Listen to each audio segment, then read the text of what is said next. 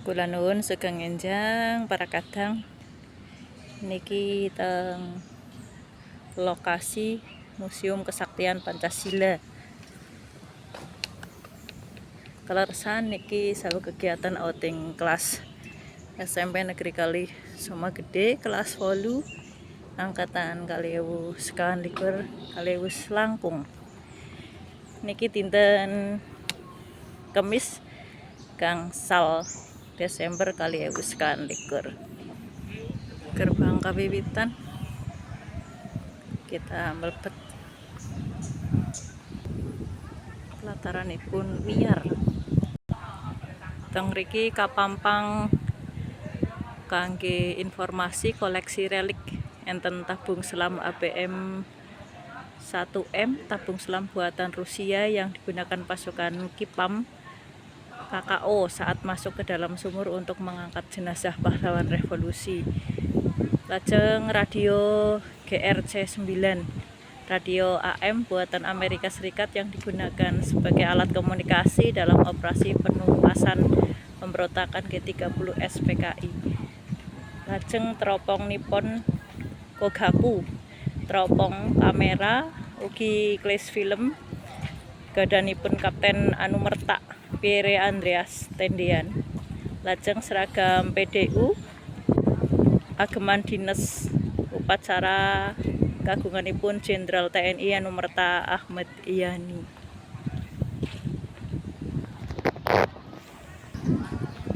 Sampun ketinggal ruang-ruangipun nang teng mriki mangke para murid SMP Negeri Kali Soma Gede bakal melaksanakan petik citra sesarengan.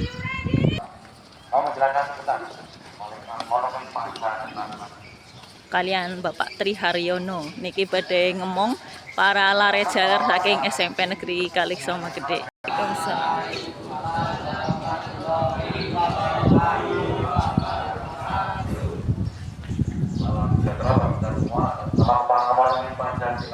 Kami mengucapkan selamat datang kepada adik-adik dari SMP Negeri Soma Gede. Dua Soma Gede. Oh, SMP Negeri 2 Soma Gede Banyumas di Monumen Pancasila Sakti. Perkenalkan nama Bapak Priyono, sebagai berkas madu nanti akan mendampingi adik-adik sekalian untuk berkeliling melihat koleksi-koleksi sejarah yang ada di Monumen Pancasila Sakti.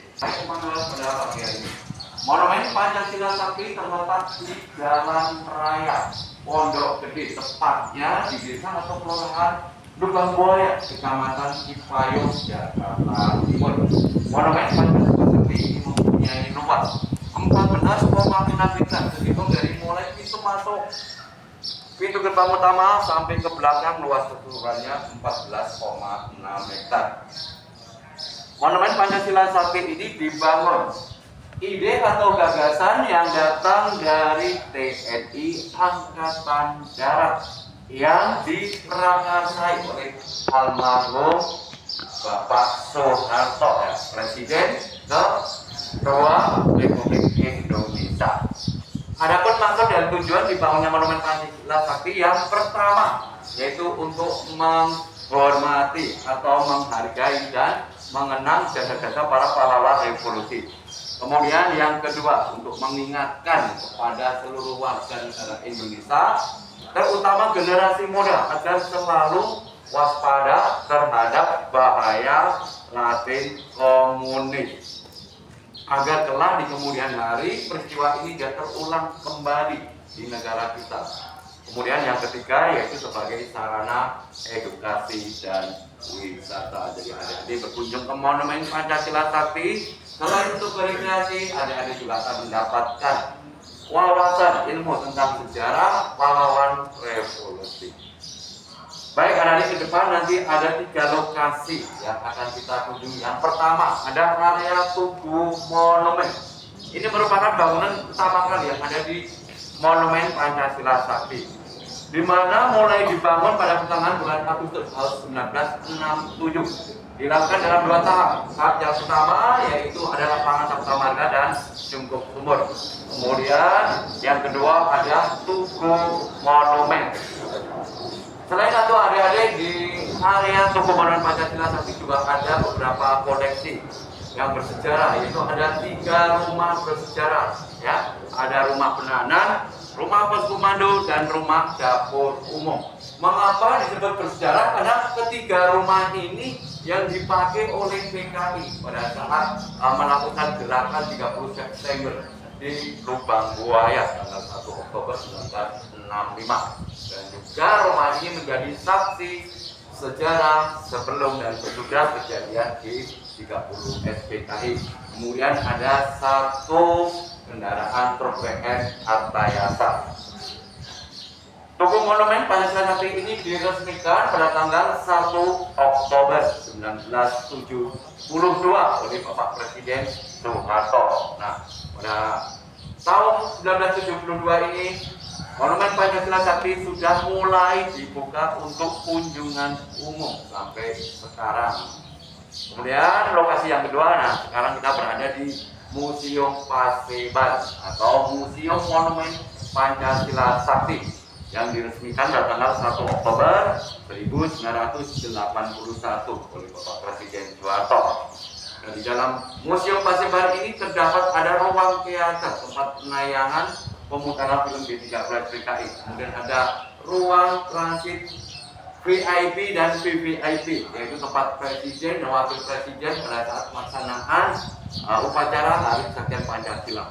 Kemudian di lantai 2 ada 16 diorama yang menggambarkan, yaitu pada saat PKI melakukan rapat awal sebelum melakukan pemberontakan. Kemudian ada aksi penculikan yang dilakukan oleh para PKI terhadap ke-7 perwira angkatan darat, dan juga ada pemakaman para pahlawan revolusi ke makam pahlawan Kalibata. Kemudian yang ketiga ada Museum Pengkhianatan PKI. Ini diresmikan pada tanggal 1 Oktober 1992. Ini merupakan tahunan ketiga ya yang ada di Monumen Pancasila Sakti. Di dalamnya terdapat ada 34 diorama yang menggambarkan yaitu aksi-aksi yang dilakukan oleh PKI mulai dari tahun 1945 sampai 1948. Baik, lanjut kalau kita akan lanjut ke peristiwa yang terjadi di Monumen Pancasila Sakti. Ya. Baik adik, kalau kita berbicara Monumen Pancasila Sakti berarti kita akan teringat tentang tragedi berdarah, yaitu tragedi apa adik? Mungkin ada yang masih ingat tragedi G30 SPKI, betul. Jadi gerakan 30 September yang dilancarkan oleh Partai Komunis Indonesia pada tahun 1965. Jadi adik-adik, peristiwa ini menjadikan sejarah pahit bagi pemerintah Indonesia pada saat itu. Mengapa? Karena dalam peristiwa ini telah gugur ada 7 putra terbaik bangsa dari TNI Angkatan Darat yang telah diculik dan dibunuh oleh PKI. Jadi adik-adik, Partai Komunis Indonesia ini merupakan partai komunis terbesar dan tertua di Indonesia, ya. Mengapa terbesar? Karena pada tahun 1955 Partai Komunis Indonesia ini mampu ya menunjukkan posisinya di parlemen. Pada tahun pemilu pada tahun 1955 ini Partai Komunis Indonesia mampu menduduki posisi keempat setelah ada PNI, terus kemudian ada NU, terus kemudian ada Masuni dan PKI. Jadi adik-adik, pada tahun 1945 setelah Indonesia merdeka, ya, Partai Komunis Indonesia telah beberapa kali melakukan percobaan pemberontakan terhadap pemerintah. Yang pertama yaitu di Madiun pada tanggal 18 September 1948 yang dipimpin oleh Musso. Akan tetapi pada pemberontakan ini gagal dapat ditumpas atau diatasi oleh pasukan ABRI yang dipimpin oleh Kolonel Gatot Subroto. Nah, kemudian baru pemberontakan yang kedua yaitu di Jakarta pada tanggal 1 Oktober 1965. Adapun maksud dan tujuan PKI melakukan pemberontakan yaitu PKI ingin menggulingkan pemerintahan yang sah pada waktu itu, yaitu pemerintahan Presiden Soekarno. dengan mengubah negara Pancasila menjadi paham komunis. Itu tujuan utama PKI. Jadi adik-adik, pada tahun 1951 setelah pemberontakan di Madiun, Musso dapat ditangkap oleh pasukan ABRI tanggal 31 Oktober 1965 di Ponorogo. Kemudian tampuk kepemimpinan PKI ini dilanjutkan oleh DNID, ya, oleh DNID. Nah, pada saat dipegang oleh DNID ini, Partai Komunis Indonesia berkembang sangat pesat. Bahkan Partai Komunis Indonesia ini mampu menduduki partai komunis terbesar 3 dunia setelah Republik Rakyat Cina dan Uni Soviet. Nah, hal inilah yang menjadikan latar belakang DNID punya ambisi untuk menyebarluaskan paham komunis di Indonesia. Ya, ditambah pada waktu pemerintahan era Soekarno, pada waktu itu ingin menetapkan satu ideologi, yaitu penggabungan antara 3 unsur, nasionalis, agamis, dan komunis. Nah, pada bulan Juli 1965, kondisi Presiden Soeharto pada waktu itu sedang kritis. Nah, PKI kemudian mulai bergerak, ya. PKI karena takut pemerintahan Indonesia ini jatuh ke tangan pihak lain, makanya PKI mulai mengadakan suatu gerakan revolusi. Nah, pada bulan Juli akhirnya di lokasi ini PKI mulai melakukan kegiatan latihan militer yang diikuti kurang lebih ada 2.700 sukarelawan yang dididik, dilatih militer oleh PKI selama 3 bulan. Nah, mulai bulan Agustus PKI mulai melakukan rapat-rapat, ya, kurang lebih ada 16 kali pertemuan yang dilakukan oleh PKI, dan rapat yang terakhir yaitu di kediaman Samarojaman di Jalan Pramuka, Jakarta Pusat. Nah, dalam rapat itu PKI telah menetapkan dengan memberikan nama gerakan 30 September, menentukan hari H jam J tanggal 1 Oktober pukul 00 dini hari dengan sasaran menculik ke-7 perwira angkatan darat. Nah, tujuan gerakan revolusi ini yaitu untuk menggulingkan pemerintahan sang Presiden Soekarno dengan mengganti negara Pancasila menjadi paham komunis. Nah, tepat tanggal 1 Oktober 1965 PKI mulai melancarkan aksinya, ya, dimulai dari di lokasi ini, ada di tempat kita sekarang ini merupakan tempat berkumpulnya para PKI pada waktu itu. Jadi mulai jam 12 malam itu PKI sudah siap, pasukannya semua sudah siap di area ini, yang pada waktu itu dipimpin oleh Letnan Kolonel Untung selaku Komandan Cakrasilawa, merupakan tokoh PKI dari militer yang mengkoordinir seluruh pasukan PKI. Nah, di mana untuk melancarkan aksinya ini PKI telah membentuk 3 pasukan. Ada pasukan Pasopati ini bertugas untuk menculik ke-7 perwira angkatan darat dibawa ke Desa Lubang Buaya yang dipimpin oleh satu Jol Arif. Kemudian ada pasukan Bima Sakti, ini bertugas untuk menguasai objek-objek vital seperti ada kantor RRI, kantor Telkom, dan Bandara Halim Perdana Kusuma. Kemudian ada pasukan Gatot Kaca, ini bertugas untuk standby, ya, standby atau tinggal di Lubang Buaya. Jadi adik-adik, ke-7 perwira angkatan darat yang menjadi sasaran PKI di antaranya: 1 ada Jenderal Abdul Haris Nasution, 2 ada Letnan Jenderal Ahmad Yani, kemudian 3 ada Mayor Jenderal MT Haryono, 4 ada Mayor Jenderal Suparman, 5 ada Mayor Jenderal Sokto, 6 ada Brigadir Jenderal Sutoyo, dan terakhir ada Brigadir Jenderal BI Panjaitan. Nah, jadi antara ke-7 perwira angkatan darat yang menjadi sasaran penculikan ini, ada 1 perwira yang selamat berhasil lolos dari aksi PKI. Nah, ada yang tahu jenderal siapa itu? Ada yang tahu nggak? Yang selamat lolos dari aksi penculikan PKI? Jenderal Abdul Haris Nasution, betul sekali. Ini selamat, ya, selamat dari aksi penculikan PKI dengan melompat pagar ke kediaman kedutaan Iran di Jalan Teguh Umar, Jakarta Pusat. Nah, yang menjadi korbannya yaitu ajudannya yang masih berpangkat perwira pertama, ya Pak, Letnan 1 Pir Andreas Tendean. Ini ajudan dari Jenderal Abdul Nasution. Dan kemudian ada anak putrinya yang masih berusia 5 tahun juga ikut menjadi korban, tertembak kena peluru PKI di perutnya. Namanya siapa? Saya tahu. Adik Irma Suryani Nasution, betul, yang sempat dirawat di Rumah Sakit Gatot Broto tanggal 6 Oktober meninggal dunia menjadi polisi ayah kalian. Jadi adik tepat 2.30 PKI mulai meluncur menuju ke kediaman petunjuk perwira darat. Nah, pada saat penculikan ini ada 3 perwira yang diculik dalam keadaan meninggal, yaitu ada Letnan Jenderal Ahmad Yani, MT Haryono, dan DI Panjaitan. Ditembak masing-masing, ditembak di kediamannya. Kemudian mayatnya dinaikkan ke kendaraan dibawa ke lubang buaya. Kemudian ada 4 perwira yang diculik dalam keadaan hidup. Ada Majen Parman, Majen Suprapto, ada Brigadir Jenderal Sutoyo, dan Letnan 1 Peri Sidiar. Nah, pada saat dibawa ke 4 perwira ini matanya ditutup dengan menggunakan kain merah. Kemudian tangannya diikat menggunakan tali, dinaikkan ke atas kendaraan, dibawa ke desa Lubang Buaya, ditempatkan dalam satu rumah.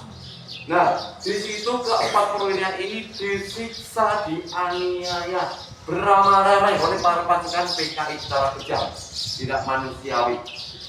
Nah, setelah disiksa, kemudian ke-4 perwira masih hidup ini diseret, dibawa ke salah satu sumur tua yang lokasinya tidak jauh dari rumah penyiksaan. Di situ ke-4 perwira dalam keadaan hidup dimasukkan ke dalam sumur dengan posisi kepala di bawah, kaki di atas. Namun sebelumnya 3 perwira yang sudah meninggal dimasukkan terlebih dahulu, ya, mulai dari mayat di Panjaitan, dan terakhir Letnan 1 Pir Tendean yang dimasukkan ke dalam sumur dalam keadaan hidup. Nah, kemudian oleh PKI ditembakin, dan sumur itu kemudian ditimbun dengan menggunakan tanah, di atasnya ditanami dengan pohon pisang. Nah, sumur ini ditemukan berkat informasi, ya, informasi dari seorang polisi, agen polisi 2 Sukitman.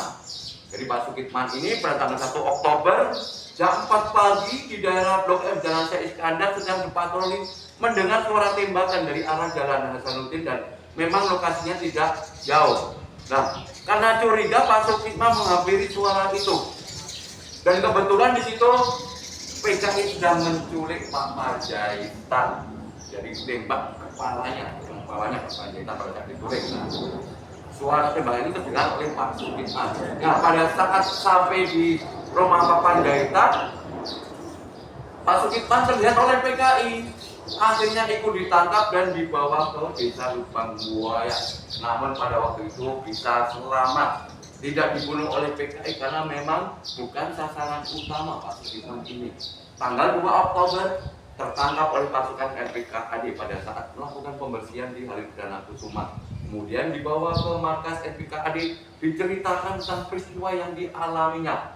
Kemudian tanggal 3 Oktober diperintahkan mendampingi Mayor Santoso menuju ke desa Lubang Buaya untuk mencari lokasi tempat ke-7 perwira angkatan darat dibunuh. Nah, tepat jam 12 siang pada saat istirahat pasukan, Mayor Santoso ini iseng-iseng sendiri keliling membawa tongkat menusuk-nusuk tanah ke bawah, tidak sengaja menginjak tanah bergerak. Tanah ambles, pada saat diinjek itu ambles. Loh, kok ini kok ambles? Karena curiga, akhirnya anak buahnya diperintahkan untuk menggali tanah tersebut, dibantu dengan warga setempat. Baru 7 meter kedalaman terciumlah bau busuk. Nah, karena yakin, akhirnya penggalian dilanjutkan, dan penggali tanah ini kaget. Karena apa? Pada saat mencangkul, cangkulnya itu nyangkut ada kaki, terlihat ada kaki, dan itu merupakan kaki dari Letnan 1 Pir Tendean yang terakhir dimasukkan. Jadi yang dimasukkan itu kepala ke bawah, kakinya di atas, makanya pada saat digali yang terlihat pertama kali kaki. Nah, karena kaget akhirnya lapor ke Mayor Santoso, dilanjutkan ke komando atas. Nah, pada waktu itu adik-adik cuaca itu lagi musim hujan. Nah, pas lagi penggalian turun hujan gerimis dan waktu sudah gelap karena memang area ini area hutan, jadi penerangannya itu masih terbatas. Akhirnya diberhentikan, dijaga oleh pasukan PPK di daerah ini. Dan tanggal 4 Oktober dilanjutkan penggalian dan pengangkatan oleh pasukan Sipam TNI Angkatan Laut yang dipimpin langsung oleh Jenderal Soeharto selaku Komandan Putra.